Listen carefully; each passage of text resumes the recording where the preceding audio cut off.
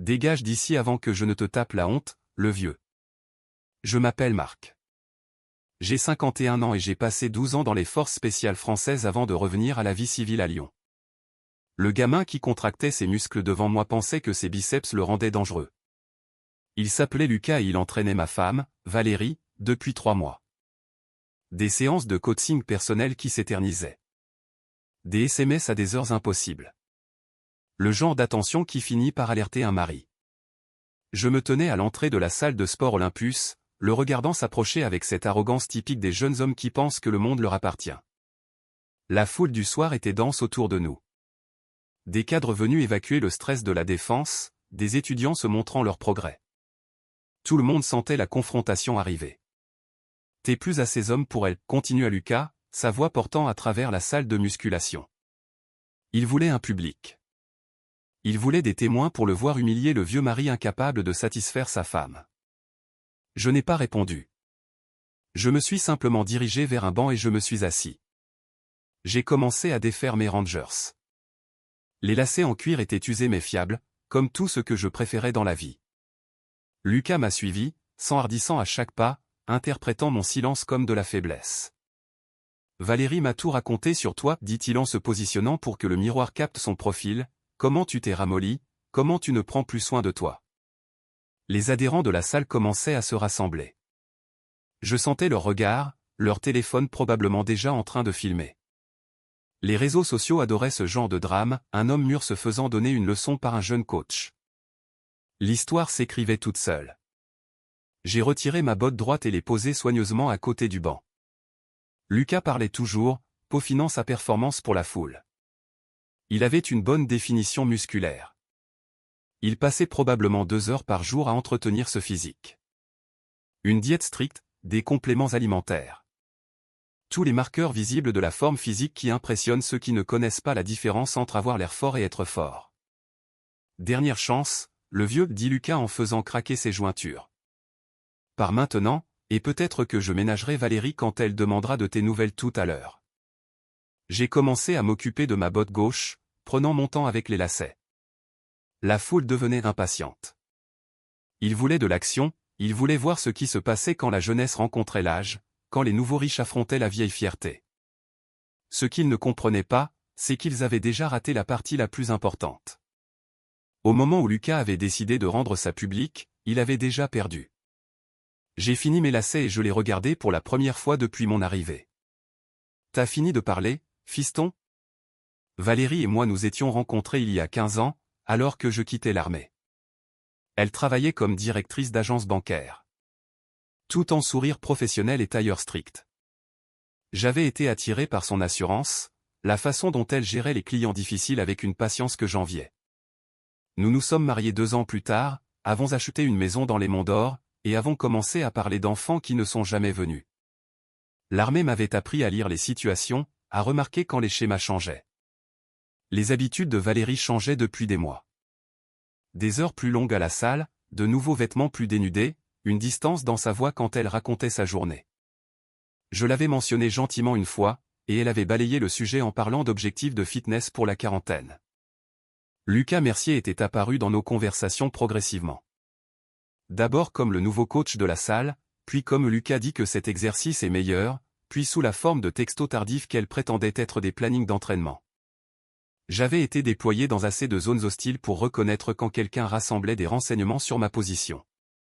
Il y a 3 semaines, j'étais passé devant la salle pendant ce qui aurait dû être la séance de Valérie. Sa voiture n'était pas sur le parking. Quand j'ai posé la question plus tard, elle a dit qu'elle était passée aux séances du matin, mais son sac de sport était toujours dans le placard, inutilisé, et elle rentrait en sentant le parfum au lieu de la sueur. J'ai commencé à faire attention à ce moment-là, vraiment attention, comme je surveillais les mouvements insurgés en Afghanistan. Valérie prenait une douche immédiatement en rentrant. Même si elle prétendait s'être douchée à la salle, elle posait son téléphone face contre table pendant le dîner, chose qu'elle n'avait jamais faite auparavant. De petits indices, mais cohérents. Hier, je les avais vus ensemble à la terrasse d'un café en presqu'île. Pas à la salle, pas pour une séance. Valérie riait à quelque chose que Lucas disait, sa main touchant son bras d'une manière dont les épouses ne touchent pas leur coach. Il ne m'avait pas vu, mais j'en avais vu assez. Lucas pensait probablement être le premier jeune homme à attirer l'attention d'une femme plus âgée. Il pensait que sa jeunesse et ses muscles lui donnaient un avantage que j'avais perdu. Ce qu'il ne comprenait pas, c'est que l'entraînement des forces spéciales ne concernait pas seulement le conditionnement physique. C'était une question de patience, d'attendre le moment exact pour appliquer la pression exacte. Les signaux d'alarme étaient là depuis des mois, mais je les avais ignorés, j'avais fait confiance là où j'aurais dû vérifier, accorder à Valérie le bénéfice du doute quand le doute était justifié. C'était ma faute. Mais l'erreur de Lucas était plus grande. Il avait rendu ça personnel, il avait rendu ça public, il en avait fait une question de respect. Je me suis levé du banc, mes bottes maintenant bien fixées. Lucas parlait toujours à son public, jouant toujours le rôle du jeune étalon confiant. Il n'avait aucune idée que tout ce qu'il venait de dire et de faire allait lui coûter plus cher qu'il ne l'avait jamais imaginé. « Alors, qu'est-ce que tu vas faire, le vieux ?» demanda Lucas en bombant le torse. « Tu vas faire quelque chose, ou juste rester assis comme tu le fais à la maison ?» Ce dernier commentaire a touché une corde sensible. Pas parce qu'il blessait, mais parce qu'il confirmait ce que je soupçonnais. Valérie avait parlé de notre vie privée, partageant des détails qui ne regardaient que mari et femme, me peignant comme l'époux négligent qui n'appréciait pas ce qu'il avait. J'ai fini de lasser mes chaussures et je me suis levé lentement, prenant mon temps pour étirer mon dos. Lucas a interprété ça comme de la raideur, l'âge qui me rattrapait. Il avait à moitié raison. J'avais 51 ans, pas 25.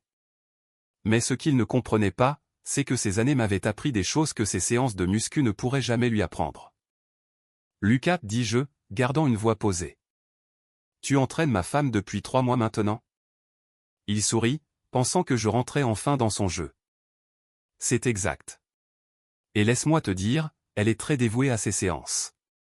La foule de la salle gloussa au sous-entendu.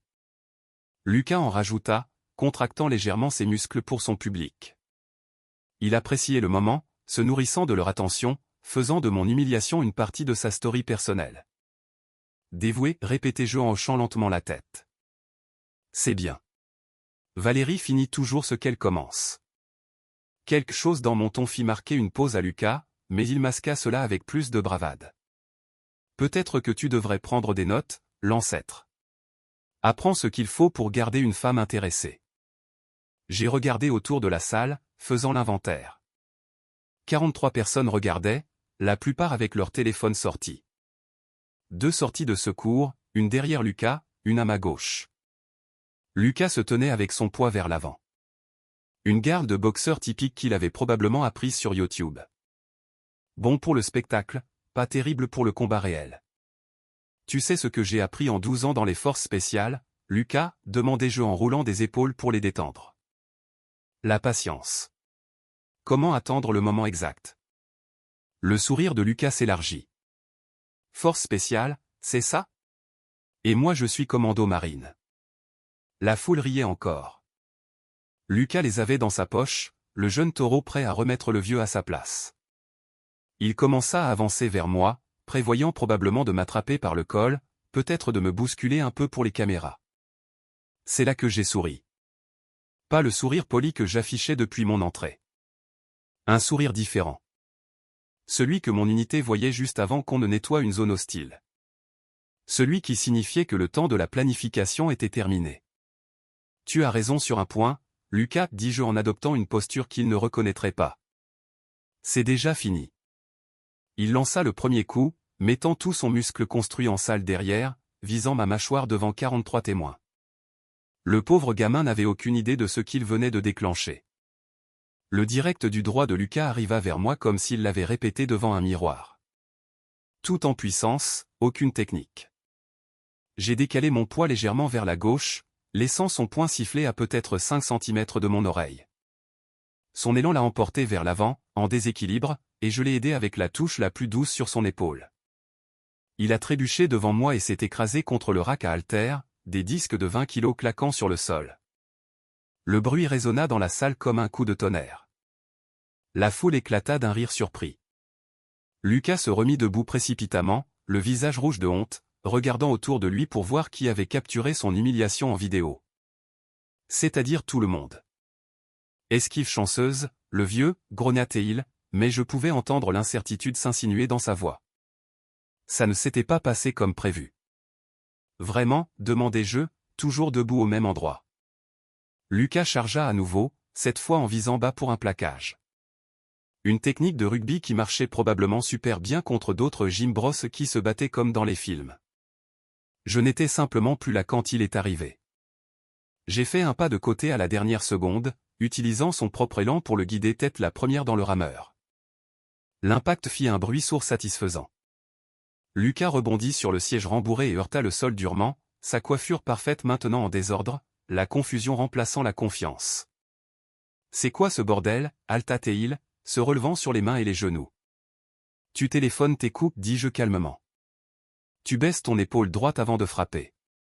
Tu te penches en avant de charger. » Des erreurs de débutant. La salle était devenue silencieuse, à l'exception du bruit des téléphones qui enregistraient. L'humiliation de Lucas était documentée sous tous les angles, son image de dur à cuire s'effondrant en temps réel.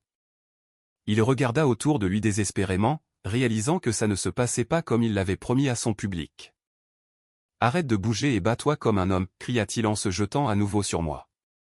Cette fois, j'ai attrapé son poignet en plein vol, redirigé son énergie et l'ai envoyé valser contre la presse à cuisse. Il la heurta de côté, le choc réverbérant dans le sol. Deux autres membres avaient sorti leur téléphone maintenant, diffusant probablement en direct.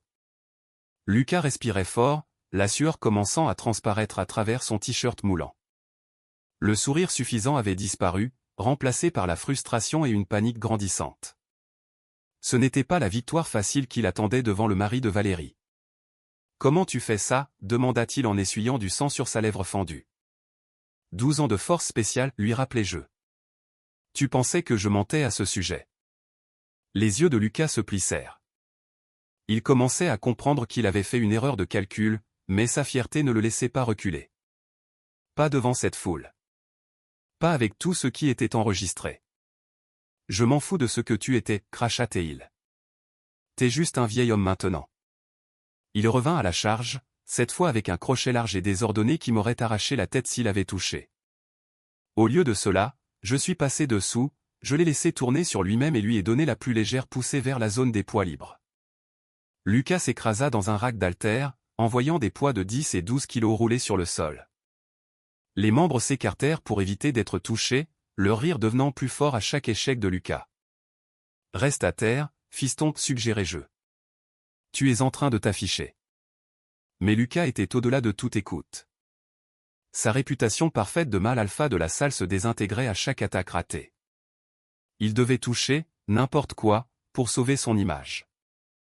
Il attrapa un poids au sol, un haltère de 8 kilos, et vint vers moi en le balançant comme une massue. La foule halta. C'était passé d'embarrassant à dangereux. C'est là que j'ai arrêté de jouer.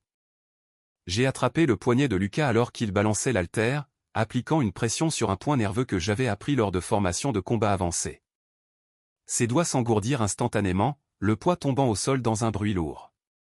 Tentative d'agression avec arme, dis-je doucement, tenant toujours son poignet devant 43 témoins. Tu es sûr de vouloir aller sur ce terrain. Le visage de Lucas devint pâle. Il essaya de se dégager, mais ma prise était inamovible. 12 ans de conditionnement militaire contre 3 ans de gonflette. Pas de match. Lâche-moi, chuchota-t-il. L'envie de se battre l'avait finalement quitté. Je l'ai relâché et j'ai reculé.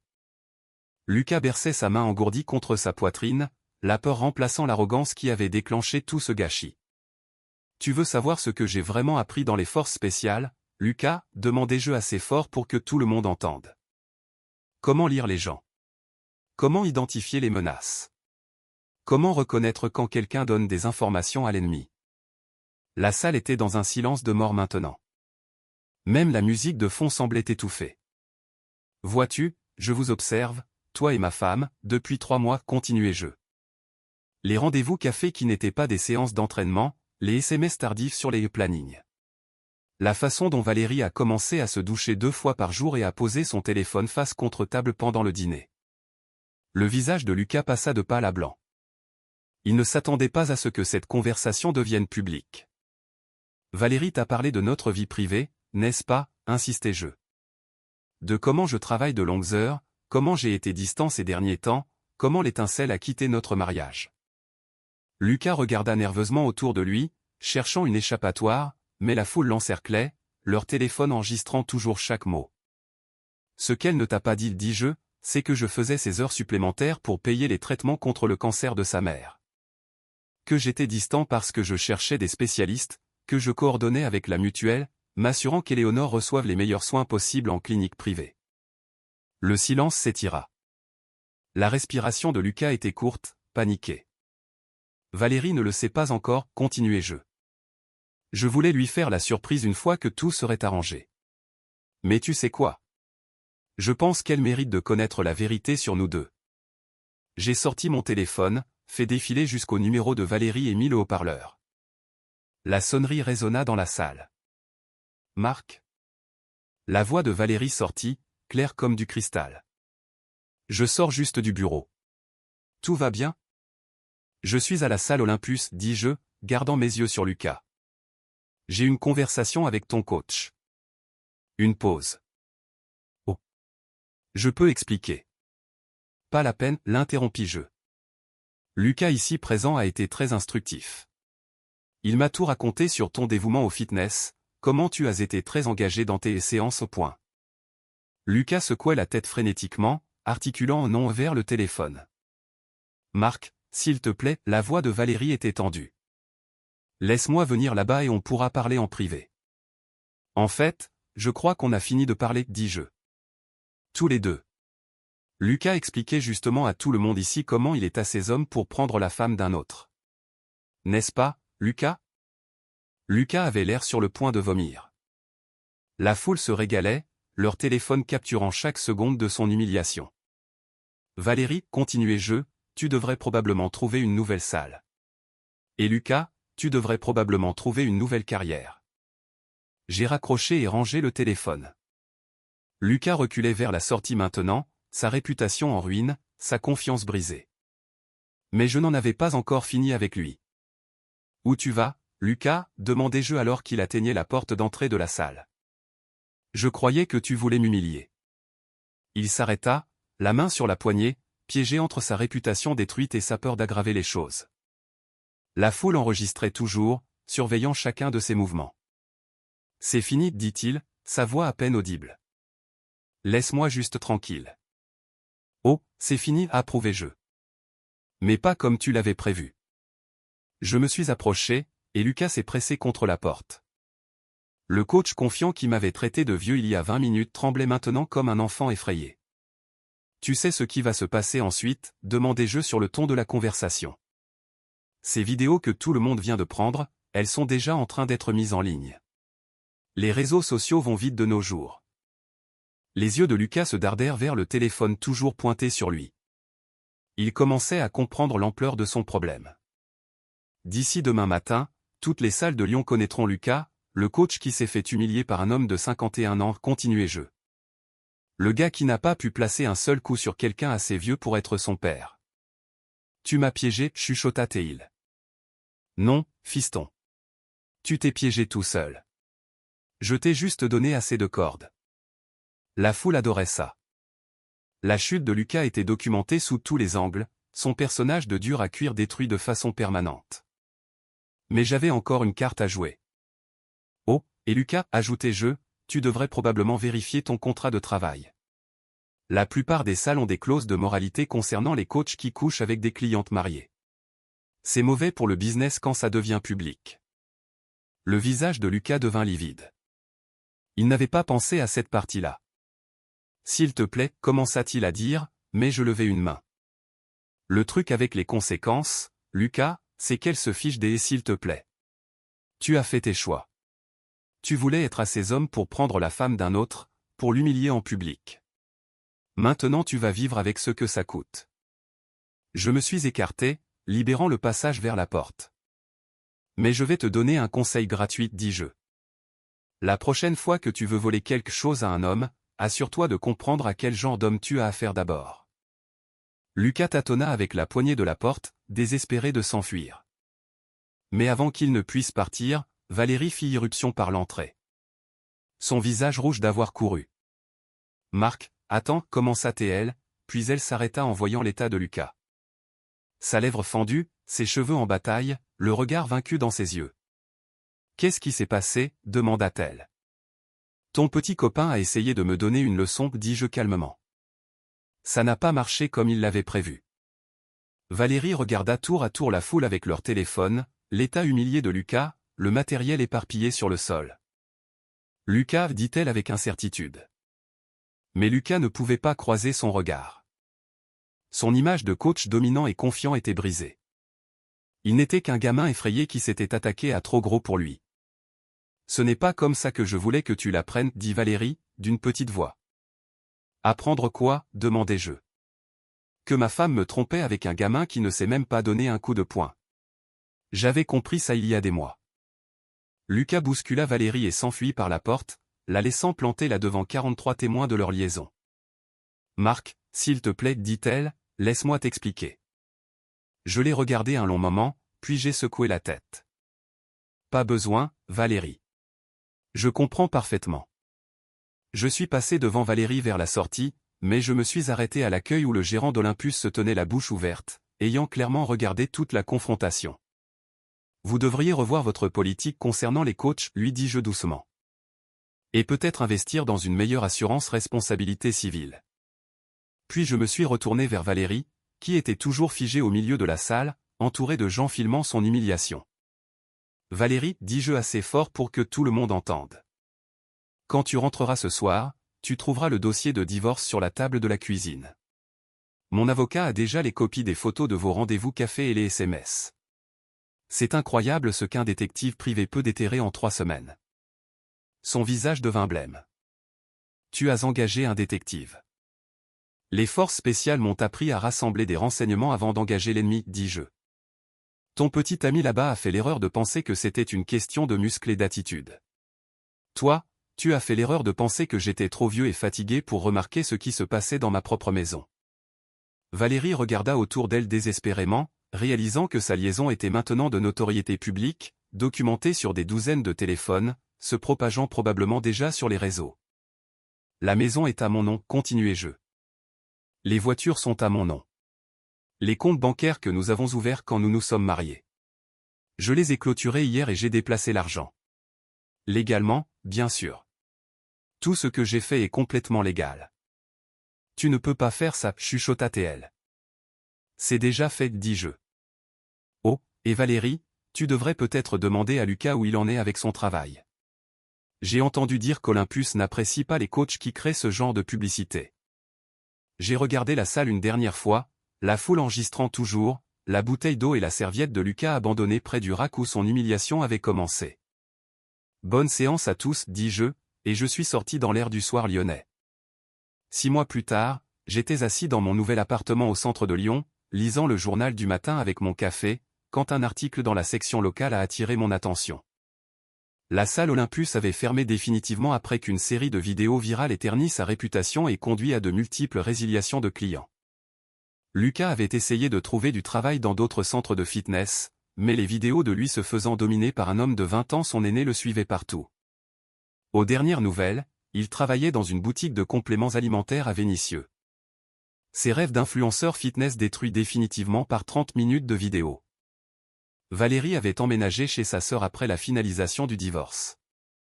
Elle avait essayé de se battre pour la moitié de la maison, mais les preuves de sa liaison avaient rendu cela impossible.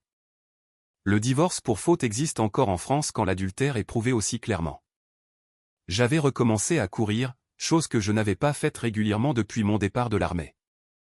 Les sentiers des Monts d'Or me rappelaient pourquoi j'aimais cette région. Les Alpes au loin, l'air pur, le sens de l'espace et des possibilités. Mon téléphone vibra avec un texto de ma sœur à Marseille. J'ai vu les vidéos de la salle en ligne. Fier de toi pour avoir géré ça avec classe. J'ai souri et rangé le téléphone. Les vidéos étaient en effet devenues virales, mais pas pour les raisons que Lucas avait espérées. Elles étaient devenues une leçon sur la différence entre avoir l'air dur et l'être vraiment, entre les muscles et la véritable force. Ce soir-là, j'ai conduit vers les montagnes pour regarder le coucher de soleil. Pour la première fois depuis des mois, je me sentais complètement en paix. La vie de Lucas était devenue un avertissement partagé dans toute la communauté fitness lyonnaise. Son humiliation repassait en boucle sur les réseaux sociaux, les membres des salles utilisant son échec comme divertissement, détruisant toute chance qu'il avait de reconstruire sa carrière dans l'industrie qu'il dominait autrefois. Valérie a fait face à ses propres conséquences quand leur liaison est devenue publique. Perdant non seulement son mariage mais aussi son statut dans les cercles sociaux qu'il accueillait autrefois, forcé de reconstruire sa vie sous l'ombre de sa trahison très publique. Les vidéos virales servaient de documentation permanente de leur choix, assurant qu'aucun des deux ne pourrait échapper aux conséquences de ses actes. Parfois, la réponse la plus forte à la trahison n'est pas la violence ou la colère, mais la patience de laisser les gens révéler leur vraie nature et affronter les conséquences naturelles de leur choix.